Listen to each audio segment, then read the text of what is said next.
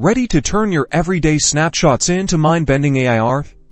Let's dive into how to use image references in Midjourney to guide the AI and create truly unique masterpieces. First things first, you'll need to upload your reference image directly into the Discord channel you use for Midjourney. Just click the plus icon next to the message bar, select Upload File, and choose your image. Once uploaded, right-click on your image and select Copy Image Address. This gives you the direct link that Midjourney needs.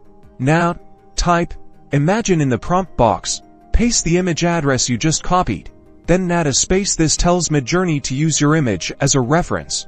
After the image address, add descriptive keywords to tell Midjourney what kind of art you want. Be specific. Think photorealistic, cyberpunk, oil painting, or any style that inspires you. Hit enter and watch the magic happen. Midjourney will generate for variations based on your reference image and keywords. You can then upscale or create variations of your favorite result. And that's it. You've successfully used a reference image to guide Midjourney's AI, transforming a simple photo into a stunning piece of art. Now go experiment and unleash your inner AI artist.